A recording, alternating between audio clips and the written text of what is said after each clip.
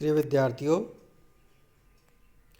आज का हमारा विषय है specific heat of diatomic gas part 2। पिछले वीडियो में भी हमने द्विपरमाणु गैस की विशिष्ट ऊष्मा के बारे में हमने चर्चा की थी। उसके अंतर्गत हमने स्थानांतरणीय ऊर्जा और घूर्णन ऊर्जा का विशिष्ट ऊष्मा में योगदान जो है वो हमने पढ़ लिया था।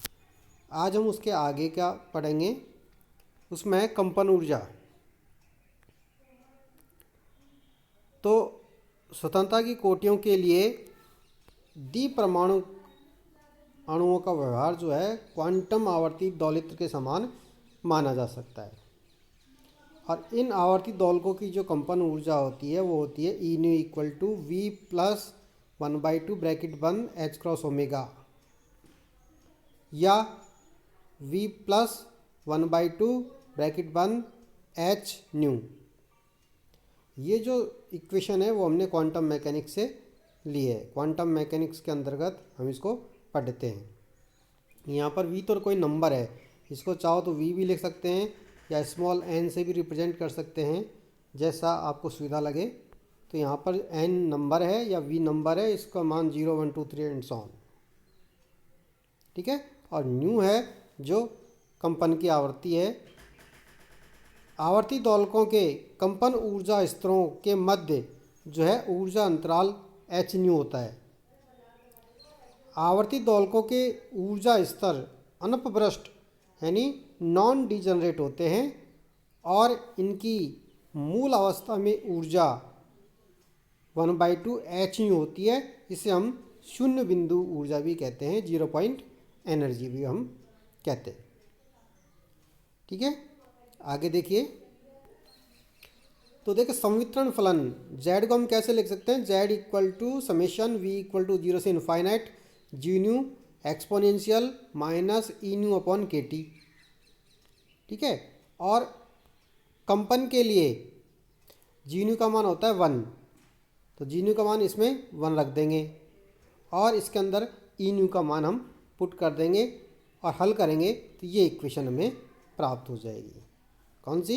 z equal to summation v equal to 0 से इनफाइनाइट एक्सपोनेंशियल मजला ब्रैकेट माइनस छोटा ब्रैकेट v प्लस 1/2 ब्रैकेट बंद थीटा न्यू अपॉन t मजला ब्रैकेट बंद।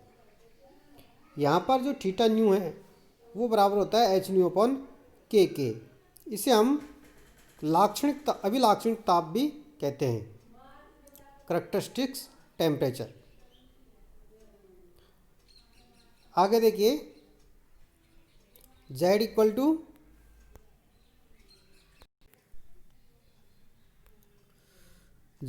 To exponential minus theta nu upon 2t summation v equal to 0 से infinite exponential minus v theta nu upon t। इस वाली जो equation है उसको हमने सॉल्व करेंगे तो ये पद आ जाएगा। अब हम क्या करेंगे कि ये वाला जो पद है उसके अंदर v का मान रखेंगे 0 1 2 3 एंड सो ऑन, ऐसे करते जाएंगे तो हमारे पास ये वाला पद आ जाएगा। अगर v का मान 0 रखेंगे तो ये आ जाएगा, 1 प्लस 1 रखेंगे तो exponential minus H nu upon T आ जाएगा, प्लस 2 रखेंगे तो minus 2 theta nu upon T, ये पद प्राप्त हो जाएंगे सो ऑन। इस तरह के पद हमें प्राप्त होते जाएंगे। ये वाला जो पद है वो 1 minus exponential minus theta nu upon T की होल पावर -1 का प्रसार है। तो यानी इसके स्थान पर हम ये वाला पद लिख सकते हैं, ठीक है।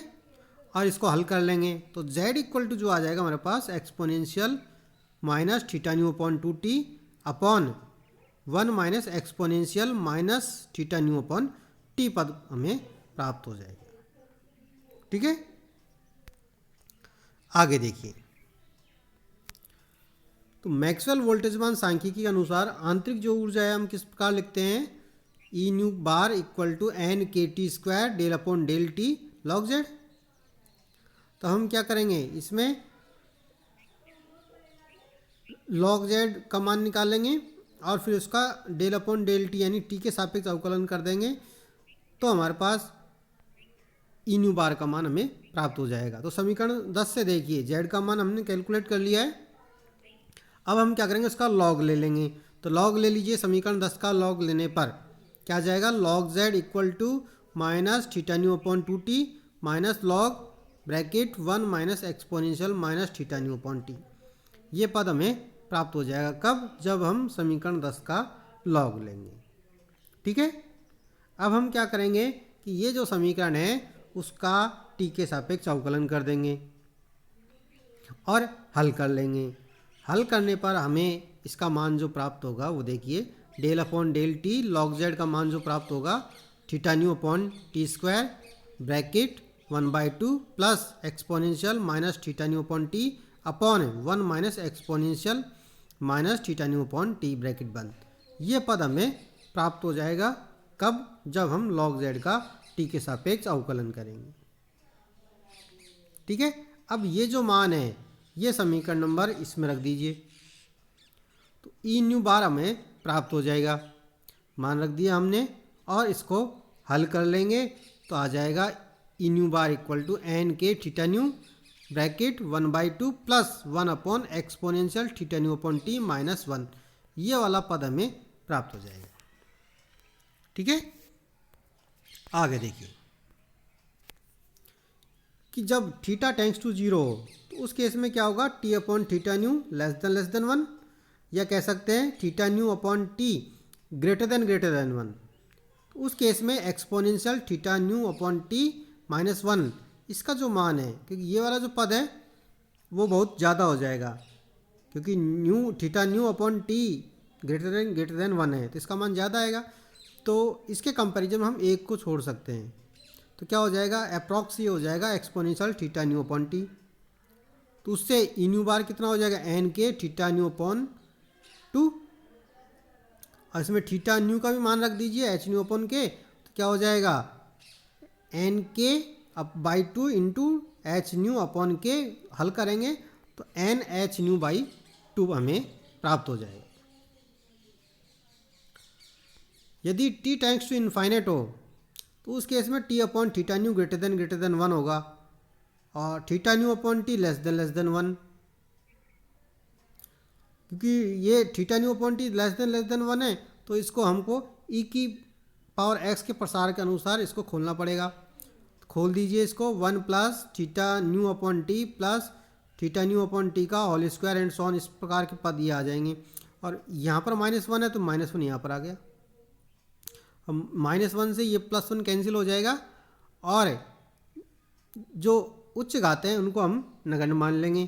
तो क्या हो जाएगा, थीटा न्यू अपॉन टी आ जाएगा, क्योंकि theta nu upon T less than 1 है तो इनका स्क्वायर क्यूब करेंगे तो और भी छोटी राशि प्राप्त होगी, इसलिए हमने उच्च घातों को नगण्य मान लिया है। तो ये हो जाएगा थीटा न्यू अपॉन टी।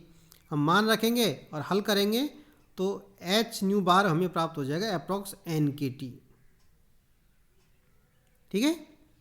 अतः द्विपरमाणु गैस में प्रति अणु कंपन ऊर्जा कितनी होती है, के टी होती है। एन के टी है तो प्रति अणु की बात करेंगे तो क्या हो जाएगा के टी। और द्विपरमाणु अणु में कंपन के संगत 2 स्वतंत्रता की कोटि होती हैं। तो ऊर्जा के समविभाजन सिद्धांत से प्रत्येक स्वतंत्रता की कोटि का अनुदिश जो ऊर्जा होगी वो कितनी होगी, 1/2 के टी प्राप्त हो गई।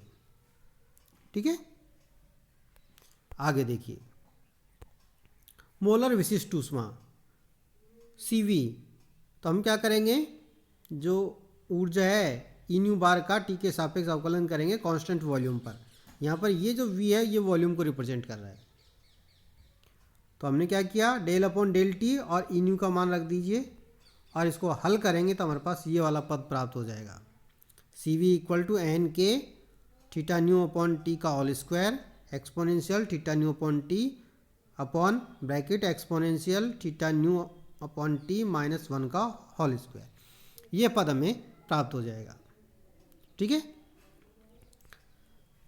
यदि t टेंड्स टू 0 तो उस केस में जो CV का जो मान है वो हमें प्राप्त होगा, CV equal to N K bracket theta nu upon T का square exponential minus theta nu upon T. क्योंकि t टेंड्स टू 0 है तो exponential minus theta nu upon T भी टेंड्स टू जीरो हो जाएगा और उस केस में C V equal to zero हो जाएगा। यानी न्यून ताप पर जो है वो कंपन ऊर्जा का विशिष्ट ऊष्मा में कोई योगदान नहीं होता है। यदि टी टेंड्स टू इनफाइनाइट हो तो उस केस में जो सी वी का मान होगा वो एन के बराबर होगा, अर्थात उच्च तापों पर कंपन ऊर्जा के संगत विशिष्ट ऊष्मा एन के तक पहुंच जाती है। ठीक है, आगे देखिए, ये तो हुआ कंपन ऊर्जा का योगदान। अब हम पढ़ेंगे इलेक्ट्रॉनिक उत्तेजन ऊर्जा। तो हम जानते हैं कि परमाणु में इलेक्ट्रॉन के लिए उत्तेजन में प्रथम उत्तेजित ऊर्जा स्तर व मूल ऊर्जा स्तरों के बीच में 10 इलेक्ट्रॉन वोल्ट का अंतराल होता है। यानी मूल ऊर्जा स्तर और प्रथम उत्तेजित ऊर्जा स्तर है उसके बीच में जो ऊर्जा अंतराल है वो 10 इलेक्ट्रॉन वोल्ट के बराबर होता है। तो मैक्सवेल वोल्टेज मान सांख्यिकी के अनुसार मूल अवस्था के संगत प्रथम उत्तेजित ऊर्जा स्तर में अणुओं की संख्या, यानी n1 अपॉन n0, यानी n0 तो होता है मूल ऊर्जा स्तर के लिए अणुओं की संख्या और n1 जो है प्रथम उत्तेजित ऊर्जा स्तर में अणुओं की संख्या। तो क्या हो जाएगा, बराबर exponential minus E1 upon K T upon exponential minus E0 upon K T, या exponential bracket minus E1 minus E0 upon K T, यह पद प्राप्त हो जाएगा।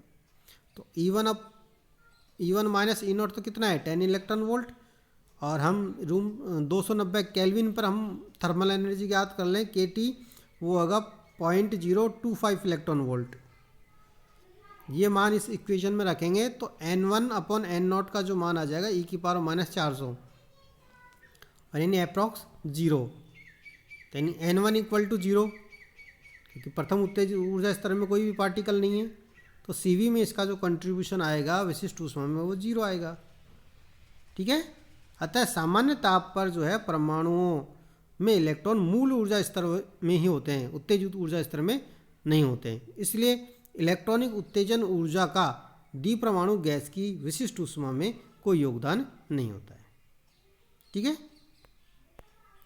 अब देखिए, अतः कुल विशिष्ट ऊष्मा क्या हो जाएगा, CV equal to CVT plus CVR और CVV, इसका तो स्थानांतरण का, इसका रोटेशन का, गुणन का और इसका कंपन का, और उत्तेजन का तो कोई कंट्रीब्यूशन होता ही नहीं, इसलिए उसका मान 0 हो गया।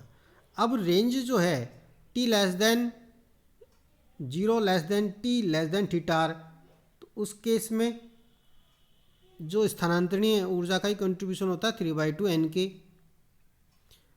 ताप परास जो होती है theta less than T less than theta new, तो उस केस में ट्रांसलेशन का भी होगा और रोटेशन का भी होगा, तो 3/2 NK प्लस NK यानी 5/2 NK। अगर टेम्परेचर जो है वो थीटा न्यू से ज़्यादा हो तो उस केस में तीनों का योगदान होगा, तो 3/2 NK प्लस NK यानी 7/2 NK।